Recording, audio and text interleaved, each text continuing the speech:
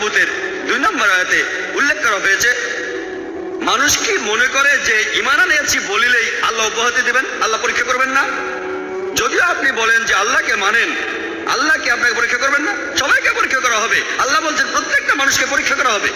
পবিত্র কোরআনে সূরা বাকারার 155 নম্বর আয়াতে উল্লেখ করা আছে, অবশ্যই আমি তোমাদেরকে পরীক্ষা করিব, ভয় দ্বারা এবং ক্ষুধা দ্বারা, ধন সম্পদের ক্ষয়ক্ষতি দ্বারা, জীবনের ক্ষতি দ্বারা, ফল ও ফসলের ক্ষয়ক্ষতি দ্বারা, এবং শুধুমাত্র তাহারাই উত্তীর্ণ হইবে যাহারা এই পরীক্ষায় ধৈর্যশীল থাকিবে। তার মানে আল্লাহ তাআলা আপনাদের পরীক্ষা করবেন ক্ষুধা দিয়ে, ভয় দিয়ে, ধন সম্পদের ক্ষতি দিয়ে, স্বাস্থ্য দিয়ে, বিভিন্ন বিষয়। পবিত্র কোরআনে সূরা আনফালের 28 নম্বর আয়াতে উল্লেখ করা হয়েছে যে তোমাদের ধন সম্পদ ও সন্তান সন্ততি তোমাদের জন্য একটি পরীক্ষা। ধন সম্পদ ও সন্তান সন্ততি আপনাদের সন্তান, আপনাদের জন্য পরীক্ষা। তাহলে ইসলাম ধর্মে আমরা মানি এই জীবন হলো পরকালের জন্য একটি পরীক্ষা। আল্লাহ সুবহানাহু ওয়া তাআলা এক একজন মানুষকে এক একভাবে পরীক্ষা করেন। আপনার চারপাশের পরিবেশ আর আপনি যা কিছু পেয়েছেন এগুলো দিয়ে আল্লাহ আপনাকে পরীক্ষা করবেন। যেমন ধরুন, পরীক্ষার প্রশ্ন যদি কঠিন হয়, টিচার তখন খাতাগুলো খুব ভালো করে দেখবেন না। পরীক্ষার প্রশ্ন যদি সহজ হয়, টিচার তখন খাতাগুলো বেশ কড়া নজরে দেখবেন। একইভাবে আল্লাহ তাআলা আপনাকে যা কিছু দিয়েছেন সেগুলো দিয়ে আপনাকে পরীক্ষা করবেন। আর পবিত্র কোরআনে সূরা আনফালের 28 নম্বর আয়াতে উল্লেখ করা হয়েছে তোমাদের ধন সম্পত্তি তোমাদের জন্য পরীক্ষা। এখন এই ব্যাপারটাতে আসি যে কেন কেউ ধনীর ঘরে জন্ম নেয় আর কেউ গরিবের ঘরে জন্ম নেয়। আল্লাহ বলছেন ধন সম্পদ তোমাদের জন্য পরীক্ষা। ইসলামের তৃতীয় স্তম্ভটা হলো প্রত্যেক ধনী লোক তাদের সম্পদ যদি তাদের নিসাবের চেয়ে বেশি হয়, 85 গ্রাম সোনার সমান হয়, সেই ধনী লোক তার উদ্বৃত্ত সম্পদের 2.5% দান করবে প্রত্যেক হিজরি সালে। তবে বর্তমানে খুব অল্প ধনী লোকই দান করে এটা, তাদের উদ্বৃত্ত সম্পদের 2.5% দান করে না। বেশিরভাগ ধনী সামান্য কিছু দান করে। তাহলে এখানে তারা কম নম্বর পাবে। কিছু ধনী লোক দানই করে না, তারা 0 নম্বর পাবে। আর গরিব লোক যার সম্পদ 85 গ্রাম সোনার চাইতে কম, তার জাকাত দেওয়ার দরকার নেই, তাহলে জাকাতে সে 0 নম্বর পাবে। আমরা ভাবি বেচারা গরিব আদমি, গরিব লোক। আল্লাহ বলছেন সম্পদ তোমাদের জন্য পরীক্ষা। নবীজি বলছেন ধনী লোকের পক্ষে জান্নাতে প্রবেশ করা খুবই কঠিন। সম্পদের এই পরীক্ষা খুবই কঠিন।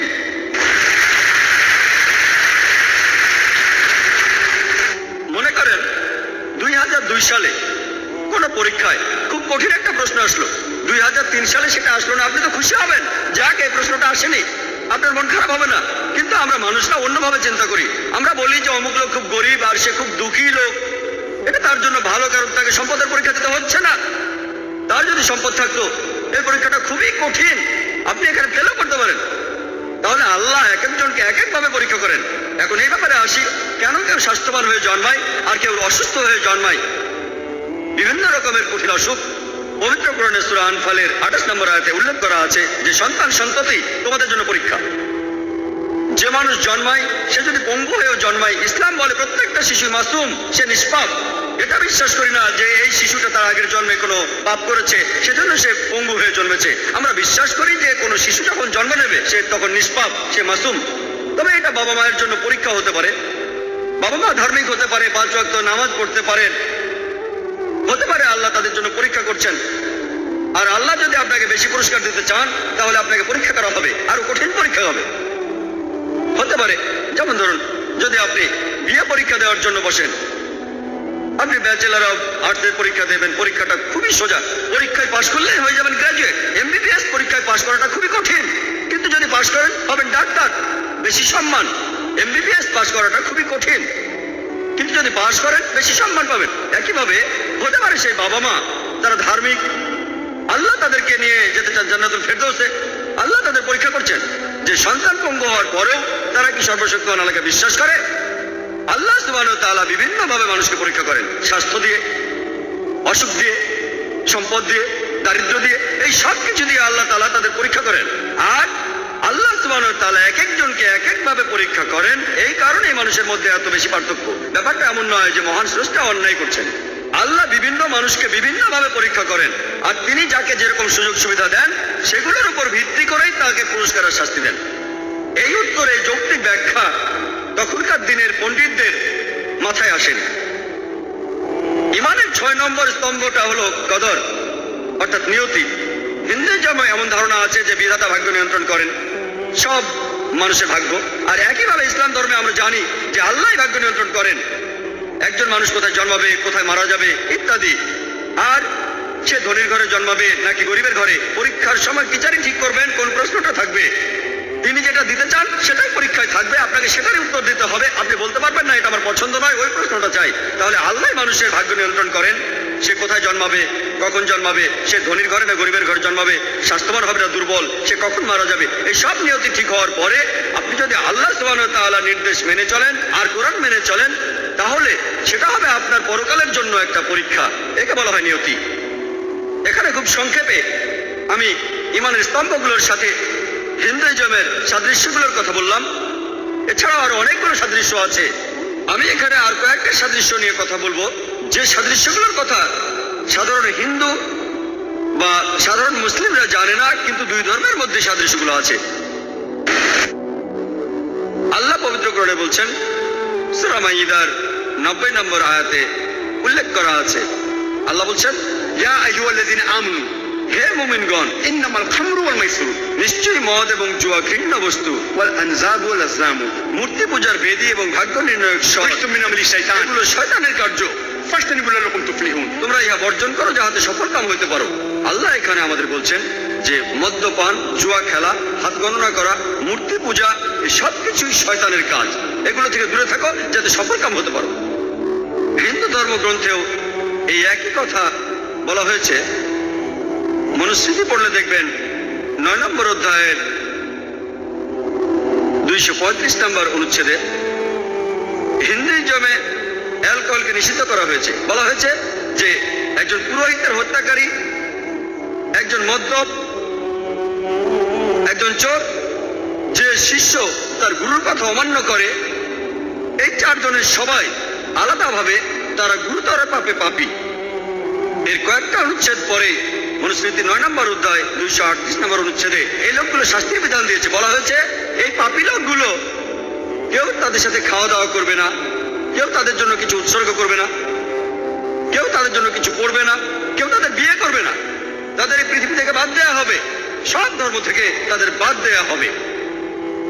হিন্দুইজমে অ্যালকোহল পান করার শাস্তি হলো কেউ তাদের সাথে খাওয়া দাওয়া করবে না, কেউ তাদের উদ্দেশ্যে কিছু করবে না, কেউ তাদের জন্য কিছু উৎসর্গ করবে না, কোন মানুষ তাদের বিয়ে করবে না, তাদের সব ধর্ম থেকেই বাদ দেওয়া হবে, এই পৃথিবী থেকে বাদ দেওয়া হবে। ইসলাম ধর্মে এত কঠিন শাস্তির কথা বলা নেই, একজন মদ্যপের শাস্তি। এরপর আরো বলা আছে মনুস্মৃতির 11 নম্বর অধ্যায়ের 55 নম্বর অনুচ্ছেদে বলা হয়েছে যে একজন মদ্যপ, একজন পুরোহিতের হত্যাকারী, যে লোক চুরি করে, যে শিষ্য তার গুরুর আদেশ অমান্য করে, এই সব লোকগুলো আর তাদের যারা সাহায্য করে তারা গুরুতর পাপে পাপী। শুধু মদ খেলেই নয়, যদি আপনি মদ্যপের সাথে থাকেন, মনুস্মৃতির কথা অনুযায়ী 11 অধ্যায় 55 নম্বর অনুচ্ছেদে আছে আপনি গুরুতর পাপ করছেন। মনুস্মৃতির 11 অধ্যায় 94 অনুচ্ছেদে আছে যে মদ তৈরি করা হয় চাউলের ময়লা থেকে, চাউলের ভেতরের ময়লা থেকে, আর ময়লা জিনিস খারাপ। তাহলে একজন পুরোহিত, একজন রাজা বা একজন সাধারণ মানুষ মদ পান করবে না। হিন্দু ধর্মগ্রন্থে অনেক জায়গায় বলা হয়েছে মদ পান নিষিদ্ধ, যেমন মনুস্মৃতির 9 নম্বর অধ্যায় 225 নম্বর অনুচ্ছেদে, মনুস্মৃতির 7 নম্বর অধ্যায় 47 অনুচ্ছেদে, মনুস্মৃতির 7 অধ্যায়ের 50 অনুচ্ছেদে, ঋগ্বেদের 8 অধ্যায়ের 2 অনুচ্ছেদের 12 পরিচ্ছেদে, ঋগ্বেদের 8 অধ্যায়ের 21 অনুচ্ছেদের 14 পরিচ্ছেদে, অনেক জায়গায় হিন্দু ধর্মগ্রন্থে অ্যালকোহল বা মদ পানকে নিষিদ্ধ করা হয়েছে। 2 নম্বর পয়েন্ট, সূরা মাইদা 90 নম্বর আয়াতে উল্লেখ করা আছে, ইয়া আইয়ুহাল্লাযীনা আমানু ইন্নামাল খামরু ওয়াল মাইসির, নিশ্চয়ই মদ পান এবং জুয়া ঘৃণ্য বস্তু। হিন্দু ধর্মগ্রন্থে জুয়া খেলাকে নিষিদ্ধ করা হয়েছে। যদি আপনারা ঋগ্বেদ পড়েন 10 নম্বর অধ্যায়ে 34 অনুচ্ছেদের 3 পরিচ্ছেদে বলা হয়েছে যে একজন জুয়ারি, সে বলছে যে তার স্ত্রী তাকে ত্যাগ করেছে, মা তাকে ত্যাগ করেছে।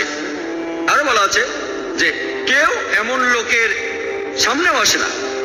কয়েকটা পরিচ্ছেদ পরেই ঋগ্বেদের 10 অধ্যায়ের 34 অনুচ্ছেদের 13 পরিচ্ছেদে বলা হয়েছে যে তোমাদের ভাগ্য নির্ণয় করো না, বরং তোমাদের জমি চাষ করো, তুমি যা আয় করো তা নিয়ে তুমি সন্তুষ্ট থাকো। জুয়া খেলাকে এছাড়াও নিষিদ্ধ করা হয়েছে। মনুস্মৃতির 7 অধ্যায়ের 50 অনুচ্ছেদে বলা হয়েছে মদ্যপান, জুয়া খেলা, নারী এবং শিকার, এই সবগুলোই পর্যায়ক্রমে গুরুতর পাপ। পান করাকে এছাড়াও নিষিদ্ধ করা হয়েছে মনুস্মৃতির 7 নম্বর অধ্যায়ের 47 অনুচ্ছেদে, মনুস্মৃতির 9 নম্বর অধ্যায়ের 221 থেকে 228 অনুচ্ছেদে। মদপানকে নিষিদ্ধ করা হয়েছে মনুস্মৃতির 9 নম্বর অধ্যায়ের 258 অনুচ্ছেদে। 3 নম্বর পয়েন্ট, ওয়াল আনজাদ ওয়াল আজলাম, মূর্তি পূজার বেদী ও ভাগ্য নির্ণয়ক স্বর। মূর্তি পূজা নিয়ে আমি আগে কথা বলেছি। ভাগ্য নির্ণয়ক স্বর, ভাগ্য গণনা, মনুস্মৃতিতে উল্লেখ করা আছে 9 নম্বর অধ্যায়ের 258 অনুচ্ছেদে যে যে ব্যক্তি তার জীবিকা নির্বাহ করে মানুষের ভালো খবরগুলি বলে, ভবিষ্যৎ বক্তা যে ভাগ্য গণনা করে, মনুস্মৃতির 9 নম্বর অধ্যায়ের 262 অনুচ্ছেদে বলছে রাজা তাদেরকে শাস্তি দেবেন তাদের অপরাধের মাত্রার উপর নির্ভর করে। এমনকি ভবিষ্যৎ বলে দেওয়াকে, ভাগ্য গণনা করাকে নিষিদ্ধ করা হয়েছে মনুস্মৃতির 9 নম্বর অধ্যায়ের 258 থেকে 262 অনুচ্ছেদে। কোরআন এরপর বলছে সূরা বাকারার 188 নম্বর আয়াতে উল্লেখ করা আছে ঘুষ দিতে নিষেধ করা হচ্ছে। কোরআন বলছে মানুষের ধন সম্পত্তি অন্যায়ভাবে গ্রাস করিবার উদ্দেশ্যে বিচারকের নিকট অর্থ পেশ করিও না। ঘুষ দেওয়া বা নেওয়াকে কোরআনে নিষিদ্ধ করা হয়েছে। এই একই কথার উল্লেখ আছে মনুস্মৃতিতে 9 নম্বর অধ্যায়ের 258 নম্বর অনুচ্ছেদে। বলা হয়েছে যে ব্যক্তি বিপথগামী, একজন প্রতারক, একজন কর খেলাপি, এদের প্রত্যেককে 262 নম্বর অনুচ্ছেদে বলছে রাজা প্রত্যেককে তাদের অপরাধের মাত্রা অনুযায়ী শাস্তি দেবেন। এরপরে কোরআন শূকরের মাংস খাওয়াকে নিষিদ্ধ করেছে। সব মিলিয়ে মোট 4টি আয়াতে আল্লাহ পবিত্র কোরআনে বলছেন। সূরা বাকারার 173 নম্বর আয়াতে উল্লেখ আছে, সূরা মাইদা 3 নম্বর আয়াতে উল্লেখ আছে, সূরা আনামের 145 নম্বর আয়াতে উল্লেখ আছে এবং সূরা নাহলের 115 নম্বর আয়াতে আছে হুররিমাত আলাইকুমুল মাইতাতু ওয়াদ-দামু ওয়া লাহমুল খিনজির ওয়া মা উহিল্লা লিগাইরিল্লাহ বিহি। তোমাদের জন্য যাহা হারাম, মৃত জন্তু, শূকরের মাংস, রক্ত এবং যাহা জবাই করে আল্লাহর পরিবর্তে অন্য কারো নাম লওয়া হয়। পবিত্র কোরআনে যেসব হারাম করা হয়েছে তার মধ্যে একটা হলো শূকরের মাংস। শূকরের মাংস নিষিদ্ধ। আর হিন্দু ধর্মগ্রন্থ শূকর খাওয়াকে নিষিদ্ধ করা হয়েছে। মনুস্মৃতিতে উল্লেখ করা আছে 5 নম্বর অধ্যায়ের 19 নম্বর অনুচ্ছেদে বলা হয়েছে একজন ব্রাহ্মণ স্বেচ্ছায় সে যদি ব্যাঙের ছাতা খায়, সে যদি শূকরের মাংস খায়, যদি সে পেঁয়াজ খায়, মোরগের মাংস অথবা রসুন, সে পতিত হবে।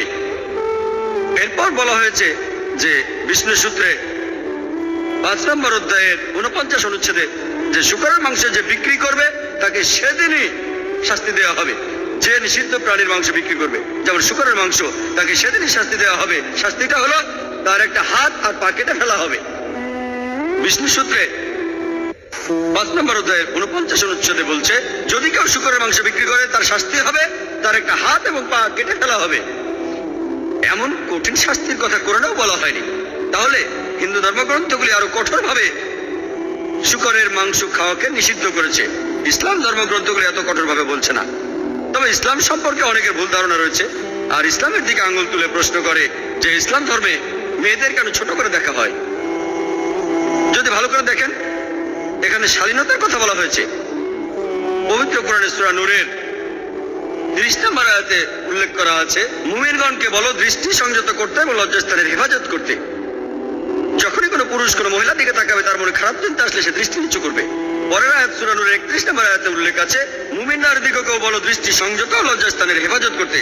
যা সাধারণত প্রকাশ থাকে তাহা ব্যতীত যেন আবরণ প্রদর্শন না করে, গ্রীবা ও বক্ষদেশ যেন কাপড় দ্বারা আবৃত রাখে এবং নিকটাত্মীয় ব্যতীত যেমন তাদের স্বামী সন্তান ব্যতীত আবরণ প্রদর্শন না করে। কোরআনে এবং হাদিসে হিজাবের 6টা পয়েন্টের কথা বলা হয়েছে। কোরআন এবং হাদিসেই আছে। প্রথমটা কতখানি পুরুষদের নাভি থেকে হাঁটু পর্যন্ত, মহিলাদের জন্য পুরো শরীরই ঢাকতে হবে। দেখানো যাবে শুধুমাত্র মুখ আর হাতের কবজি পর্যন্ত। কিছু বিশেষজ্ঞ বলেন এটাও ঢেকে রাখতে হবে। এর পরবর্তী 5টা পয়েন্টে একই রকম। 2 নম্বরটা তারা যে পোশাক পরবে সেটা হাঁটু হবে না যাতে শরীরের গঠন বোঝা যায়। 3 নম্বর এই পোশাক স্বচ্ছ হবে না, এমন আকর্ষণীয় হবে না যা বিপরীত লিঙ্গকে আকৃষ্ট করে। 5 পোশাকটা এমন হবে না যে পোশাক অবিশ্বাসীরা পরে। 6 বিপরীত লিঙ্গের মানুষের পোশাক পরা যাবে না।